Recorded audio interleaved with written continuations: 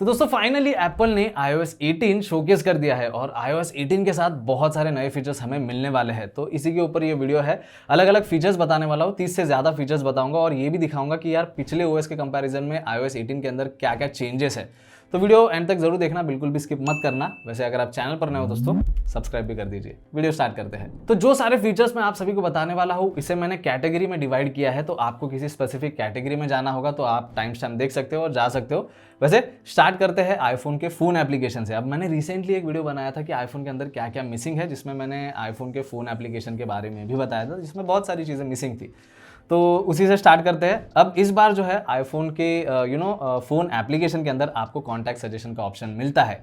पहले पूरा नंबर यहाँ पे एंटर करना पड़ता था, तब जाके कॉन्टैक्ट विजिबल होता था डायलर के ऊपर, लेकिन अब ऐसे करने की ज़रूरत नहीं है। जब आप नंबर टाइप करना स्टार्ट करोगे तो कॉन्टैक्ट सजेशन वहाँ पे दिखा देगा।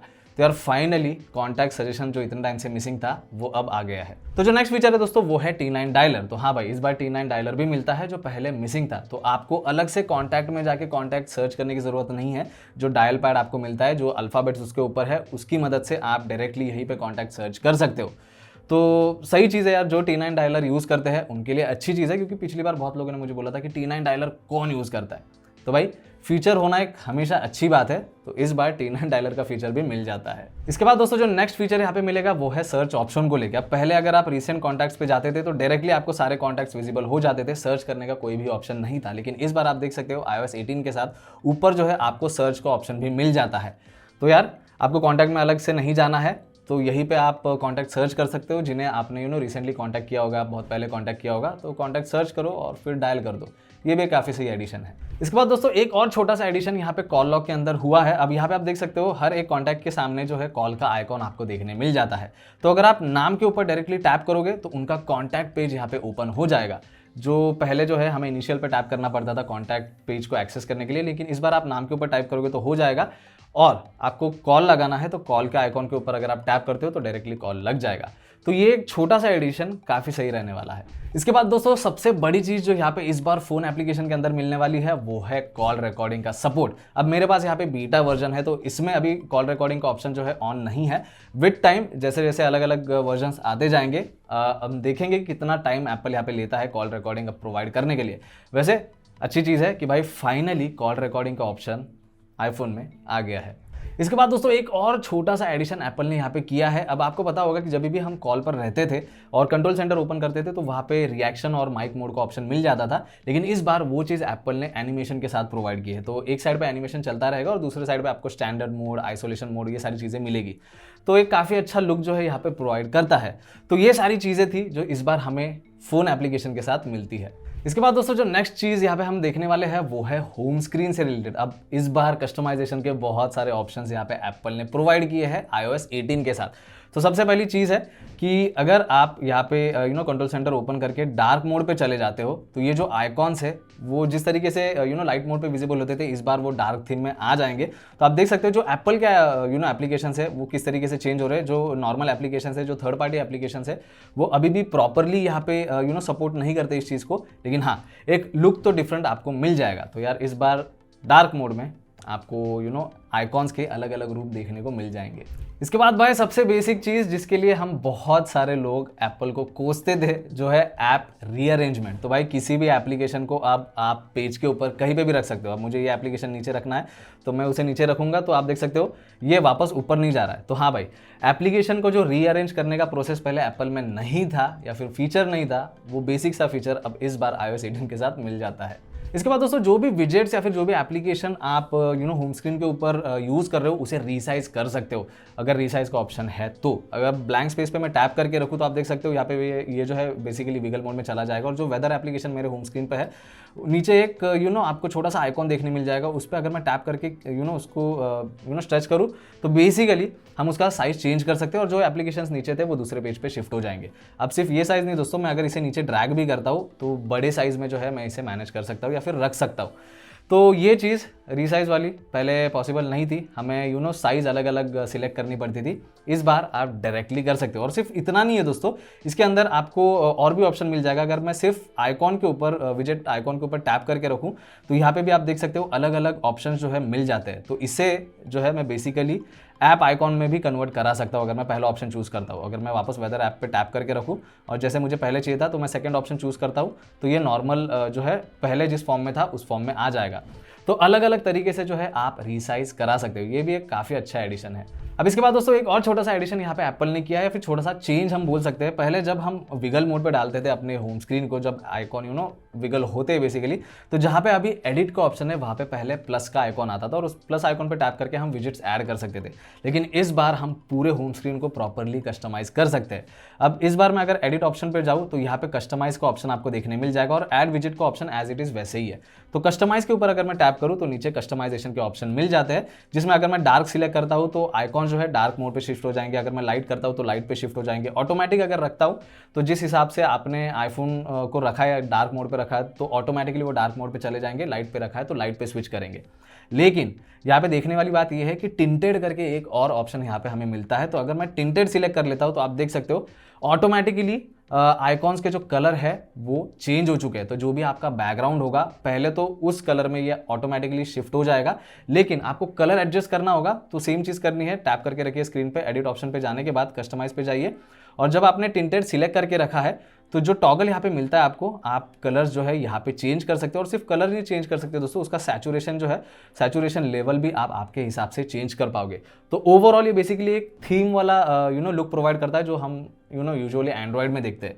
तो हाँ भाई, अभी आइकॉन्स के कलर ये सारी चीज़ें आपको चेंज करनी है तो कर पाओगे। अब दोस्तों कस्टमाइजेशन में एक और ऑप्शन आपको मिलता है कि आइकॉन के साइज आप स्मॉल या लार्ज पे कन्वर्ट करा सकते हो। अब वही सेम चीज़ करनी है, टैप करके रखना है, एडिट पे जाना है और कस्टमाइज का ऑप्शन सिलेक्ट करने के बाद आप देख सकते हो जब नीचे आपको एडिटिंग वाला पैनल देखने मिलता है वहीं पे स्मॉल एंड लार्ज करके भी आता है। तो अभी फिलहाल के लिए स्मॉल पे है तो नीचे एप्लीकेशन के नाम भी देखने मिलते हैं, लेकिन जब हम लार्ज पे शिफ्ट करेंगे तो आप देख सकते हो जो ऐप आइकॉन है वो बड़े हो जाते हैं और जो नाम आ रहा था उनका नीचे वो हट जाता है। तो ये बेसिक चीज़ भी जो है आप इस बार आईफोन के अंदर कर पाओगे। इसके बाद दोस्तों बात करेंगे कंट्रोल सेंटर कस्टमाइजेशन की। अब कंट्रोल सेंटर के अंदर भी बहुत सारी चीज़ें मिल जाती है तो इसलिए इसको अलग कैटेगरी में रखा है। तो अब बेसिक कंट्रोल सेंटर हम कैसे ओपन करते हैं, तो अगर स्वाइप करते हैं राइट साइड से नीचे तो कंट्रोल सेंटर यहाँ पे ओपन हो जाता है। लेकिन इस बार आप देख सकते हो कंट्रोल सेंटर का जो डिज़ाइन है वो कंप्लीटली चेंज हो गया है। अब मैं आपको स्क्रीन के ऊपर जो है पुराने कंट्रोल सेंटर का भी इमेज दिखा देता हूँ वो किस तरीके से था, और इसे तो आप देख ही सकते हो कि नया वाला कंट्रोल सेंटर किस तरीके से आ रहा है। अब कंट्रोल सेंटर तो आपने ओपन कर लिया, लेकिन कंट्रोल सेंटर में मल्टीपल पेजेस भी आपको मिल जाते हैं। तो जब आप स्वाइप करते हो नीचे तो फिंगर जो है आपको हटाना नहीं है, डिस्प्ले के ऊपर ही रखना है और जैसे आप रखोगे आप नीचे स्वाइप करते आते हो तो अलग अलग पेजेस भी आपको देखने मिल जाते हैं जिनके बीच में आप इजीली टॉगल कर सकते हो। अगर आपको प्रेस एंड होल्ड करके स्क्रॉल नहीं करना है तो आप इंडिविजुअली टैप करके भी पेजेस के बीच में जा सकते हो। तो ये मल्टीपल पेजेस कंट्रोल सेंटर में इस बार पॉसिबल है जो पहले नहीं थे। इसके बाद दोस्तों जो नेक्स्ट फीचर है उसके अंदर आप कंट्रोल सेंटर के जो मॉड्यूल्स है उनको भी अलग से रिसाइज कर सकते हो। तो अगर आप टैप करके रखते हो ब्लैंक स्पेस पे तो यहाँ पे एडिटिंग मोड पे चला जाएगा और हर आइकॉन के नीचे या फिर हर मॉड्यूल के नीचे जिसे हम रिसाइज कर सकते हैं उनके नीचे रिसाइज का आइकॉन आपको देखने मिल जाएगा। अब इन सारे आइकॉन्स में आप देख सकते हो सिर्फ जो ब्राइटनेस वाला और वॉल्यूम कंट्रोल वाला है उसके अंदर रिसाइज का ऑप्शन नहीं मिलता है, वरना बाकी सारे जो आइकॉन्स है या फिर जो मॉड्यूल्स है उनको आप रिसाइज कर सकते हो। तो ये भी काफ़ी सही चीज़ है और कंट्रोल सेंटर को आपको एज इट इज जिस तरीके से रखना है आपके हिसाब से आप आराम से रख पाओगे। इसके बाद दोस्तों जो नेक्स्ट चीज़ है कंट्रोल सेंटर में वो है कंट्रोल मॉड्यूल्स को लेके। अब पहले कोई भी एक एक्स्ट्रा कंट्रोल ऐड करने के लिए हमें सेटिंग्स में कंट्रोल सेंटर में जाना पड़ता था और फिर वहां से ऐड करना पड़ता था, लेकिन इस बार जरूरत नहीं है। इस बार सिर्फ आप जो है कंट्रोल सेंटर ओपन कीजिए और ऊपर आप देख सकते हो इस बार प्लस का आइकॉन आपको विजिबल हो जाता है। तो जैसे ही आप प्लस के ऊपर टैप करोगे नीचे ऐड अ कंट्रोल का ऑप्शन मिल जाएगा और ऐड अ कंट्रोल पे टैप करने के बाद आपको डिफरेंट काइंड्स ऑफ जो है यहाँ पे कंट्रोल मॉड्यूल्स देखने मिल जाएंगे। तो आपको जो भी कंट्रोल्स ऐड करने हैं कंट्रोल सेंटर में वो आप डायरेक्टली यहीं से कर पाओगे। तो काफ़ी सही चीज़ है। अभी कंट्रोल्स ऐड करने के लिए हमें सेटिंग्स में अलग से जाने की ज़रूरत बिल्कुल भी नहीं है। अब दोस्तों कंट्रोल मॉड्यूल्स के साइज कैसे चेंज करने हैं वो भी देख लिया और बेसिक जो कंट्रोल्स ऐड करने हैं वो भी हमने देख लिया। एक और चीज़ यहाँ पे आपको देखने मिल जाती है कि अगर आपको कंट्रोल आइकॉन या फिर कंट्रोल मॉड्यूल्स को रीअरेंज करना है तो यहीं से कर पाओगे। अब इसके लिए भी आपको सेटिंग्स में जाने की ज़रूरत नहीं है। स्क्रीन पर टैप करके रखिए, जैसे एडिटिंग मोड पे चला जाता है तो किसी एक मॉड्यूल को आप होल्ड करके रख सकते हो और आपको जहाँ पे भी रखना है आप उसे एज इट इज़ रख सकते हो। तो हाँ यार, इस बार रीअरेंजिंग कंट्रोल सेंटर में भी पॉसिबल है। इसके बाद दोस्तों एक और छोटा सा एडिशन कंट्रोल सेंटर में इस बार एप्पल ने किया है, वो ये है कि जब भी आप कंट्रोल सेंटर ओपन करोगे एक तो प्लस का आइकॉन आपको देखने मिल जाता है जो पहले कभी नहीं था, लेकिन उसके अलावा आप देख सकते हो दूसरे साइड पे आपको पावर ऑफ का बटन भी मिल जाता है। अगर उस पर मैं टैप करूंगा तो डायरेक्टली ये जो है पावर ऑफ वाला स्क्रीन मुझे दिखा देगा। अब हमें बटन प्रेस करके रखने की ज़रूरत नहीं है, सिंपली यहाँ से कंट्रोल को सिलेक्ट कर लीजिए और आप आपके फ़ोन को ईजिली पावर ऑफ कर सकते हो। हालांकि रीस्टार्ट का ऑप्शन भी अगर मिल जाता है यहाँ पे तो एक अच्छी चीज़ थी। देखते हैं फ्यूचर अपडेट में अगर रीस्टार्ट भी यहाँ पे एप्पल प्रोवाइड करता है या नहीं। अब दोस्तों कस्टमाइजेशन की बात चल रही है तो लॉक स्क्रीन पीछे कैसे रहता, तो इस बार लॉक स्क्रीन के साथ भी आपको कस्टमाइजेशन के ऑप्शन मिल जाते हैं। और iOS 16 के बाद तो हमें बेसिक डेप्थ वाला इफेक्ट वो सारी चीज़ें तो मिल ही गई थी, लेकिन अब और एडिशनल क्या चीज़ें मिलती है दिखा देता हूँ। अब देखो ये जो है iOS 18 का वॉलपेपर है। सबसे पहले तो आप जैसे ही बीटा वर्जन पे अपडेट करते हो तो वॉलपेपर चेंज नहीं होगा, मैन्युअली आपको करना होगा। तो अगर आपको चेंज करना होगा तो लॉक स्क्रीन पे आप टैप करके रखिए, नीचे प्लस आइकॉन पे जाइए और फीचर्ड में आपको iOS 18 का नया वॉलपेपर देखने मिल जाता है। सिलेक्ट कीजिए। अब इसके अलग अलग इफेक्ट्स भी जो है आप स्वाइप करके यहाँ पे सिलेक्ट कर सकते हो। तो जो इफेक्ट आपको अच्छा लगता है, जो फिल्टर आपको अच्छा लगता है वो आप लगा दीजिए और ये नया वाला iOS 18 का वॉलपेपर आप यूज़ कीजिए। अब भाई ये था वॉलपेपर चेंज करने को लेके जो iOS 18 के साथ आता है, लेकिन इस बार आप जो कंट्रोल मॉड्यूल है लॉक स्क्रीन के ऊपर, जो टॉर्च और कैमरा वाला मॉड्यूल है, उसको भी चेंज कर सकते हो। अब ये बहुत सारे लोग मांग रहे थे पहले, लेकिन एप्पल ने प्रोवाइड नहीं किया, इस बार है। तो स्क्रीन पे टैप करके रखिए और कस्टमाइज ऑप्शन पे अगर आप टैप करते हो, लॉक स्क्रीन सिलेक्ट कर लीजिए, तो यहाँ पे आपको दोनों मॉड्यूल्स देखने मिल जाएंगे। अगर मैं यहाँ पे टॉर्च का आइकॉन हटाना चाहता हूँ या टॉर्च का मॉड्यूल हटाना चाहता हूँ, मैं माइनस पे टैप करूँगा और यहाँ पे प्लस का आइकॉन के ऊपर जो है टैप करने के बाद अलग अलग मॉड्यूल्स यहाँ पे आपको देखने मिल जाएंगे, जो बेसिकली कंट्रोल सेंटर जैसे ही विजिबल होता है। तो आपको जो भी कंट्रोल यहाँ पे लॉक स्क्रीन के ऊपर ऐड करना होगा वो आप ऐड करा सकते हो। अगर मैं होम सिलेक्ट करूँ तो यहाँ पे होम का कंट्रोल ऐड हो चुका है। अगर मुझे कैमरा का मॉड्यूल हटाना है और दूसरा कुछ कंट्रोल यहाँ पे ऐड करना है तो मैं वो भी कर पाऊंगा। तो ये भी एक काफ़ी सही एडिशन है।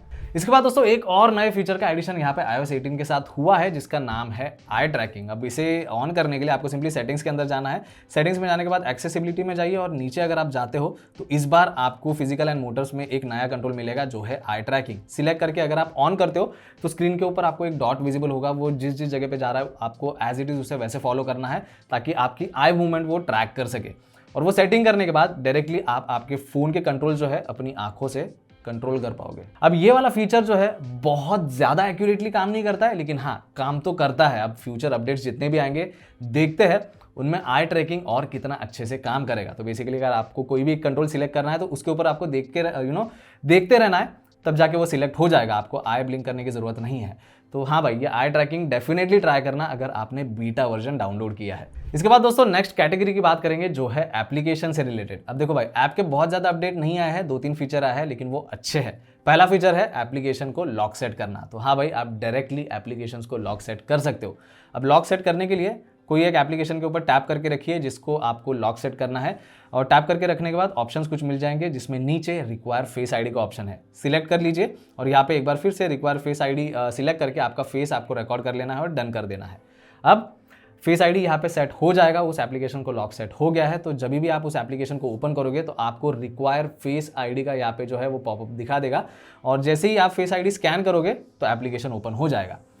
अब एक चीज़ का ध्यान यहाँ पे आपको ये रखना है कि हर एक एप्लीकेशन के ऊपर आप लॉक सेट नहीं कर पाओगे। अभी भी हम जो है शॉर्टकट एप्लीकेशन के ऊपर लॉक सेट नहीं कर सकते। आप देख सकते हो मैंने टैप करके रखा है, लेकिन यहाँ पे फेस आईडी का ऑप्शन नहीं आया।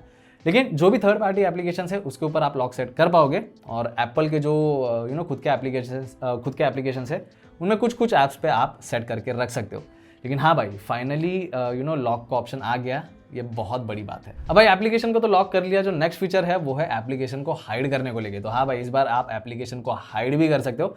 जिस भी एप्लीकेशन को आपको हाइड करना है उस पर टैप करके रखना है और यहाँ पे रिक्वायर फेस आईडी का जो ऑप्शन है जब आप सिलेक्ट करोगे तो उसके ऊपर आप देख सकते हो रिक्वायर फेस आईडी के नीचे hide and require face ID का ऑप्शन मिल जाता है। तो जैसे ही यहाँ पे आप वो सिलेक्ट कर लेते हो, आपका फेस आईडी आपको रिकॉर्ड कर लेना है और सिंपली हाइड ऐप के ऊपर टैप करना है तो वो एप्लीकेशन आपके होम स्क्रीन से हट जाएगा और जहाँ पे ऐप लाइब्रेरी है उसमें अगर आप नीचे जाते हो तो हिडन का एक डेडिकेटेड फोल्डर बना है, तो वो एप्लीकेशन डायरेक्टली शो नहीं करेगा।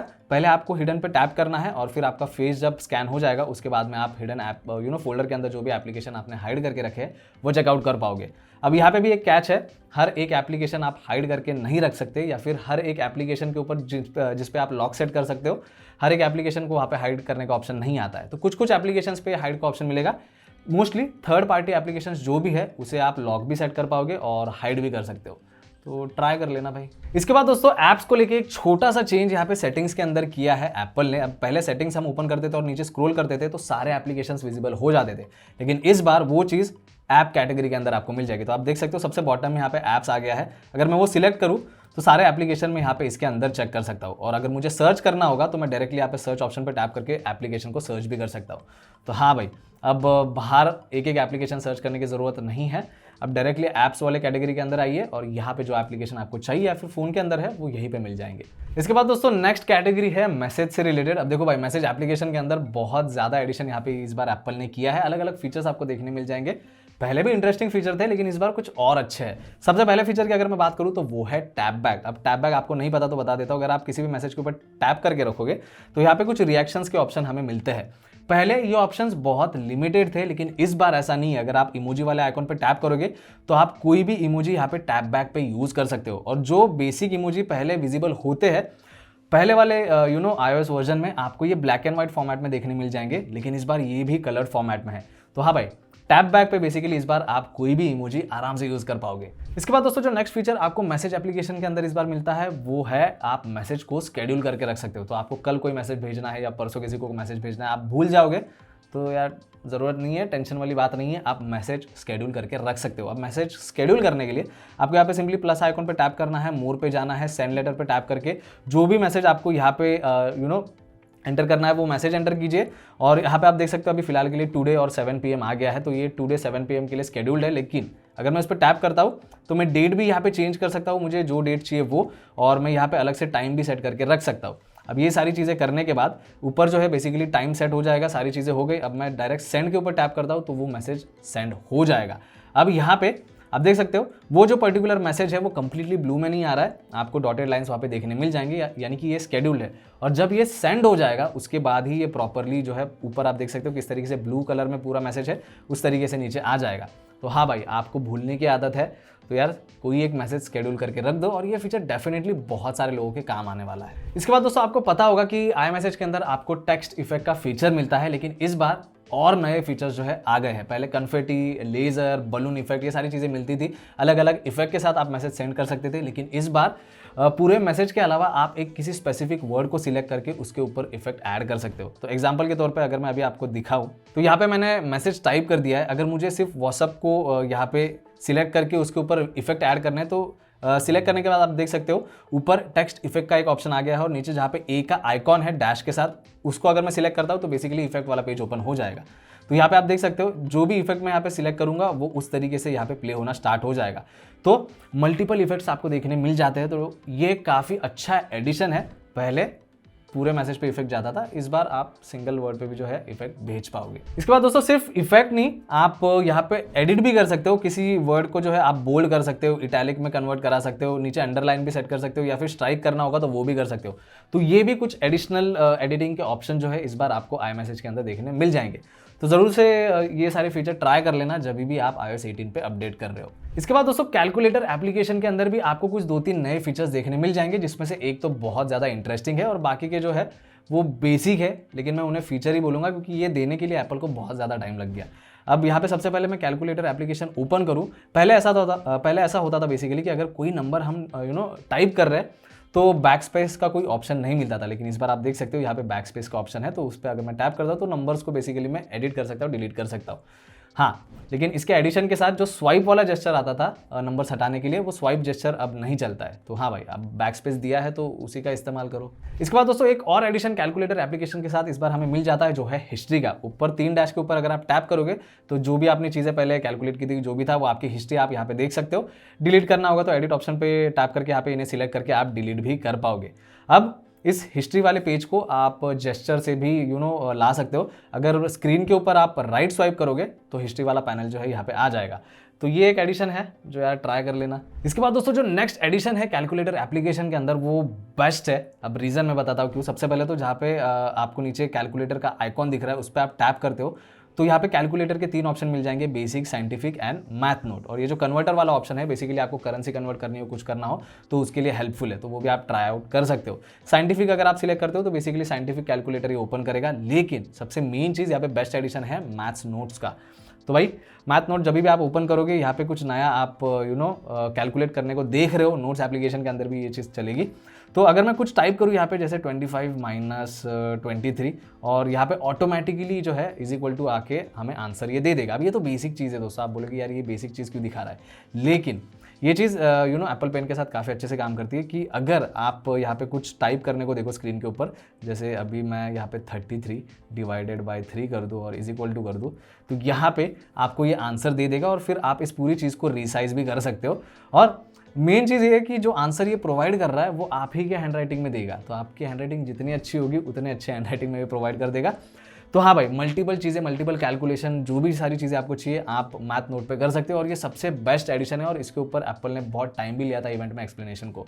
तो यार ज़रूर से ये वाला फीचर ट्राई आउट करना, काफ़ी सही है। अब दोस्तों iOS 18 के अपडेट के साथ एक चीज़ आपको और मिलेगी आपके आईफोन के अंदर, जो है पासवर्ड्स का नया एप्लीकेशन। अब ये डेडिकेटेड एप्लीकेशन है, वैसे पासवर्ड्स पहले था लेकिन सेटिंग्स ऑप्शन में था, अब डेडिकेटेड एप्लीकेशन इसका आ गया है। तो जैसे ही आप इसे ओपन करोगे, आपने जो भी पासवर्ड सेव करके रखे होंगे वो सारे आप यहीं पर चेकआउट कर सकते हो। तो सारे पासवर्ड का ऑप्शन मिल जाता है, वाईफाई पासवर्ड जो है वो भी आप चेक कर सकते हो, कुछ कोड से या कुछ सिक्योरिटी वाली चीज़ें है, पास की कुछ है, सारी चीज़ें यहाँ पे देखने मिल जाएंगी और ये बहुत ज़्यादा ऑर्गेनाइज्ड है, तो ये देखने में भी अच्छा लगता है। तो हाँ भाई, डेडिकेटेड पासवर्ड्स का एप्लीकेशन आ गया है, चेक कर लो। इसके बाद दोस्तों iOS 18 के साथ एक और छोटा सा चेंज एप्पल म्यूजिक में भी हुआ है। अब आपको शायद से पता होगा कि एप्पल म्यूजिक में जब भी हम कोई म्यूजिक प्ले करते थे और यहाँ पे ये जो 3 डैश वाले ऑप्शन हमें मिलते हैं वो सिलेक्ट करते थे, तो जो सारी लिस्ट थी आपकी वो मिल जाती थी, लेकिन जो शफल वाले ऑप्शन थे, जैसे कि आप शफल प्ले कर सकते हो, लूप में प्ले कर सकते हो, तो वो एक जगह पे थे। अब इसके डेडिकेटेड जो है आपको ऑप्शन साइड बाय साइड आ गए हैं, तो बेसिकली वो इंटरफेस बड़ा हो गया है।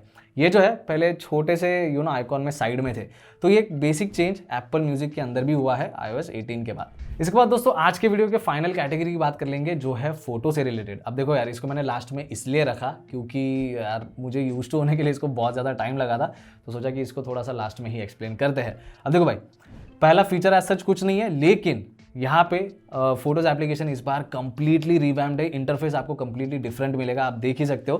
पहले के इंटरफेस की अगर मैं बात करूँ तो आपको अलग अलग चीज़ थी, वहाँ पे सिंप्लीफाइड था, लेकिन मल्टीपल चीज़ें थी, अलग अलग पेजेस थे, आप चेक कर सकते थे। इस बार ऐसा नहीं है, अलग अलग पेज आपको नहीं मिलेंगे। फोटोज ऐप आप ओपन करोगे तो एक ही पेज पे सारी चीज़ें आपको देखने मिल जाएगी। तो ये बीच से अगर मैं स्वाइप करता हूँ तो मैं फ़ोन के अंदर जितने फोटोज़ है, स्क्रीनशॉट है, उनको एक्सेस कर सकता हूँ। अगर एक्स मार्क पे टैप करूँ तो यहाँ पे जो कैटेगराइजेशन है फोटोज़ ऐप का वो देखने मिल जाता है। तो हाँ भाई, कंप्लीटली पूरा इसका इंटरफेस ही चेंज कर दिया है, तो यार ज़रूर से ट्राई आउट कर लेना। अब दोस्तों इंटरफेस तो यहाँ पे चेंज हो गया है, लेकिन कुछ चीज़ें अच्छी भी हुई है। अगर मैं यहाँ पे फोटोज़ एप्लीकेशन ओपन करूँ और यहाँ पे स्वाइप करूँ तो बेसिकली जैसे बताया, फोटोज़ में चेक कर सकता हूँ, लेकिन इस बार फिल्टर भी लगा सकता हूँ। तो यहाँ पे अगर मैं एरो पे टैप करता हूँ तो यहाँ पे आपको फिल्टर का ऑप्शन मिल जाएगा। फिल्टर पे टैप करने के बाद यहाँ पे favourites, edited, photos, video, screenshot, आपको जो चेकआउट करना है वो आप सिलेक्ट करके रख सकते हो। और सिर्फ इतना ही नहीं दोस्तों, व्यू में भी आपको अलग अलग ऑप्शन मिल जाते हैं। तो व्यू ऑप्शन के ऊपर अगर मैं टैप करूँ तो यहाँ पे अभी स्क्रीनशॉट भी विजिबल है पूरे एल्बम के अंदर। अगर मुझे स्क्रीनशॉट नहीं चाहिए तो मैं इस शो स्क्रीनशॉट को डीसिलेक्ट कर दूंगा और फोटो से सारे स्क्रीनशॉट जो है बेसिकली यहाँ पे हट जाएंगे। तो ये भी काफ़ी सही चीज़ है और अलग अलग ईयर मंथ वाइज भी आप जो है यहाँ पे चीज़ें आप अपने हिसाब से जो है चेकआउट कर सकते हो।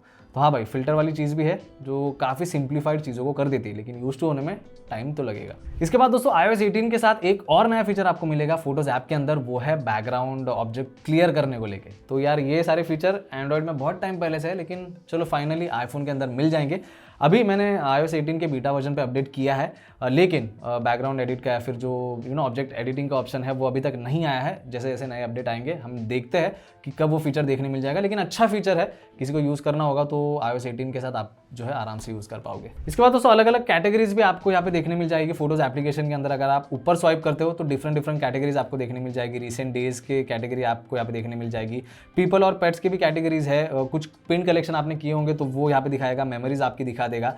और सबसे नीचे अगर आप जाते हो तो यहाँ पे आपको जो बेसिक पहले ऑप्शन हमें मिलते थे, रिसेंटली डिलीटेड, डुप्लीकेट्स, उन सारी चीज़ों का, वो आपको यहाँ पे नीचे देखने मिल जाएगा। और एडिशनली वॉलपेपर सजेशन का भी ऑप्शन आपको देखने मिल जाता है। तो मल्टीपल फीचर्स आपको यहाँ पे देखने मिल जाएंगे इस नए वाले या फिर रिवैम्प्ड वाले फोटोज ऐप के साथ। तो ये सारी चीज़ें जरूर से चेकआउट कर लेना। इसके बाद दोस्तों जो फाइनल चीज़ यहाँ पे बताने वाला हूँ वो फोटोज ऐप से रिलेटेड ही है। अब देखो, पहले फोटोज ऐप के अंदर hidden album, recently deleted album हमें देखने मिल जाते थे और उन्हें हाइड करने के लिए, स्पेसिफिकली हिडन एल्बम को हाइड करने के लिए हमें सेटिंग्स के अंदर जाना पड़ता था। लेकिन वो चीज़ आप डायरेक्टली आप फोटोज ऐप के अंदर कंट्रोल कर सकते हो। ऊपर आप देख सकते हो, यहाँ पे आपको आपका आइकॉन देखने मिल जाएगा। उसके ऊपर अगर आप टैप करते हो और यहाँ पे नीचे आते हो तो यहाँ पे आपको हिडन एल्बम का टॉगल भी देखने मिल जाएगा। तो हिडन एल्बम आपको छुपा के रखना है तो ये टॉगल ऑफ रखना, लेकिन अगर हिडन एल्बम भी चेकआउट करना है तो ये टॉगल ऑन कर देना। और उसके बाद में आप देख सकते हो यहाँ पे यूटिलिटीज़ के नीचे हिडन वाला एल्बम भी आ गया है। तो ये एक छोटा सा कंट्रोल जो हम पहले सेटिंग्स में जाके करते थे वो अब डायरेक्टली ऐप से ही कर पाएंगे। तो बस दोस्तों यही कुछ फीचर्स है जो आपको iOS 18 के साथ मिलते हैं। अब इतने ही फीचर नहीं है, फीचर और भी कई सारे हैं, वो आपको देखने होंगे। तो आपको मुझे कमेंट सेक्शन में बताना होगा कि यार आपको और एक एडिशनल वीडियो चाहिए। वैसे ये वीडियो आपको अच्छी लगी है तो लाइक जरूर कर देना और जाने से पहले सब्सक्राइब भी कर दीजिए। बाकी मैं मिलता हूँ नेक्स्ट वीडियो में। Thank you.